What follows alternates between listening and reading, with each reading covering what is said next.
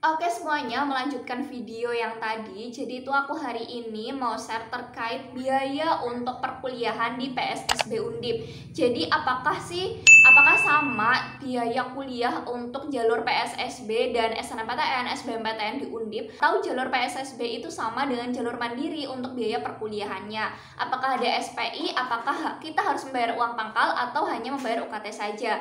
Nah, di sini aku bakal jelasin secara lengkap berdasarkan fakta dan berdasarkan bukti dari websitenya PMB Undip. Nah, di sini kita akan mengecek untuk biaya kuliah atau biaya studi yang ada di vokasi Undip karena ini melalui jalur PSSB Undip, berarti untuk D3 dan D4. Nah, di sini kalian klik yang vokasi aja, kemudian kalian klik yang paling bawah biaya studi. Nah, di sini untuk biaya studi itu memang sudah dijelaskan berdasarkan keputusan Rektor Universitas Diponegoro. Nah, di sini untuk yang awal itu teman-teman bisa langsung ke scroll ke bawah. Kalau misal teman-teman mau baca secara semuanya itu diperbolehkan, atau teman-teman mau membaca secara detail itu juga sangat-sangat diperbolehkan. Nah, di sini untuk yang pertama kita akan melihat biaya perkuliahan. Nah, untuk teman-teman yang jalur PSSB Undip dan PSDKU Undip berarti kita yang paling bawah. Ini untuk jalur mandiri. Nah, ini untuk jalur PSSB dan PSDKU ya. Untuk jalur PSDKU Undip, mohon maaf sebentar. Ini untuk jalur mandiri ya. Kemudian kita akan mengecek untuk jalur, nah ini untuk jalur PSSB. Jadi jalur PSSB itu memang jalur khusus yang dibuka oleh pihak Universitas Diponegoro, tetapi bukan jalur mandiri yang melalui UM. Kalau melalui UM berarti teman-teman itu nanti akan membayar SPI dan membayar UKT, atau SPI itu namanya uang pangkal, atau biasanya yang kalian tahu singkatannya sumbangan pengembangan institusi. Tapi kalau misal teman-teman melalui jalur UM itu membayar itu. Tapi kalau misal melalui jalur PSSB, teman-teman hanya dikenai yang namanya UKT saja. Seperti itu ya penjelasan dari aku. Jadi kalau misal teman-teman itu nanti banyak nanya di video aku, banyak nanya di Instagram terkait Kak, apakah ada uang pangkalnya? Kak, apakah ada biaya selainnya selain membayar UKT? Itu nggak ada, karena di sini untuk jalur PSSB Undip dan PSDKU Undip melalui jalur yang prestasi ini itu hanya dikenai yang namanya UKT saja, tidak membayar yang namanya SPI atau uang pangkal. Nah, di sini untuk UKT-nya apakah sama dengan jalur SNMPTN dan SBMPTN atau jalur yang disamakan dengan biaya UKT untuk jalur mandiri atau UM kayak gitu ya, biasanya pertanyaan kayak gitu.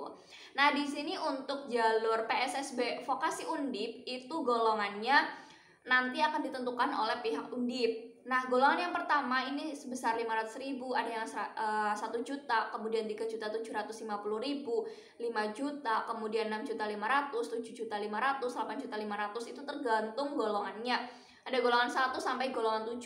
Nah, untuk penentuan golongan itu memang disesuaikan dengan penghasilan kedua orang tua kalian. Semisal nih, untuk orang tua aku yang pertama itu ibu rumah tangga, kemudian yang kedua adalah seorang PNS kayak gitu kan, semisal kayak gitu.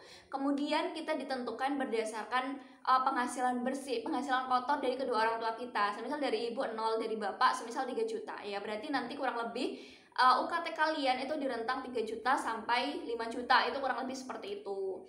Nah, kalau misal penghasilan dari kedua orang tua kalian lebih gitu kan, sampai 17 juta, 15 juta, nanti berarti UKT kalian UKT tertinggi, golongan 6 atau golongan 7, golongan 5, 6 sampai 7 lah, itu kurang lebih seperti itu. Ini hanya penjelasan dari aku berdasarkan pengalaman yang udah aku dapetin dari teman-teman, informasi juga dari teman-teman. Jadi kalau misal teman-teman ini memiliki informasi lebih seputar penggolongan UKT, teman-teman boleh langsung tulis aja di kolom komentar.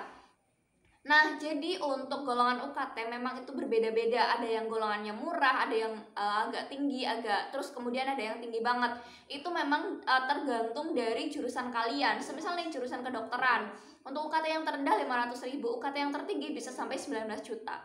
Itu memang karena praktiknya juga banyak, kemudian mereka juga membutuhkan alat peraga yang diperlukan atau memang digunakan gitu kan untuk kedepannya. Nah, di sini untuk yang namanya UKT itu memang berbeda-beda ya teman-teman, tergantung dari golongannya. Jadi semisal nih aku dapat UKT rendah, kemudian teman aku dapat UKT tertinggi, ya itu nggak masalah karena memang penghasilan kedua orang tua kita itu berbeda. Nah, kemudian untuk jurusannya itu memang masing-masing berbeda. Nah, di sini untuk Fakultas Teknologi Industri itu golongan yang termurah itu golongan 1 yaitu sebesar 500.000 dan yang tertinggi adalah 8.500.000 di golongan 7. Kemudian di departemen yang kedua, Sipil dan Perencanaan, di sini untuk program studi yang pertama perencanaan tata ruang dan pertanahan, kemudian teknik infrastruktur sipil dan perencanaan arsitektur, perancangan arsitektur.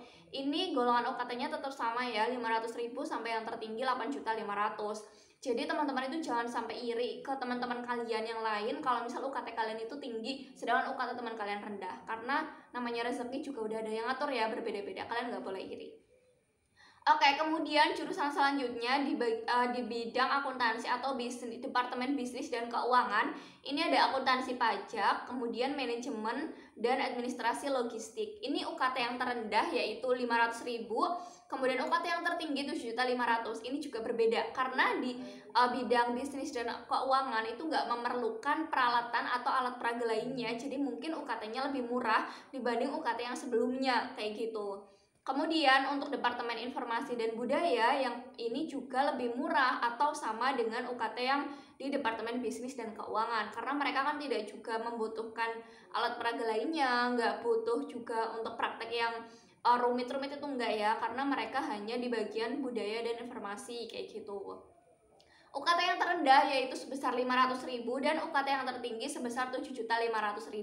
Berarti kita bisa kesimpulkan atau kita bisa menarik kesimpulan bahwa UKT itu juga menentukan jurusan itu juga menentukan besar kecilnya UKT. Jadi nih, semisal nih, aku di Fakultas Kedokteran. Berarti kan ada beberapa jurusan tuh, ada jurusan kedokteran, keperawatan, kedokteran gigi, gizi, farmasi kayak gitu. Itu memang jurusannya juga memang kita satu fakultas, tapi kita juga berbeda jurusan. Nah, jurusan kedokteran itu juga berbeda dengan kedokteran gigi, berbeda juga dengan keperawatan. Nah, untuk setiap jurusan ini juga menentukan nanti ada praktek atau tidaknya gitu. Semakin banyak praktek, semakin banyak kebutuhan untuk pembelian alat peraga, otomatis kita semakin mahal untuk biaya perkuliahannya.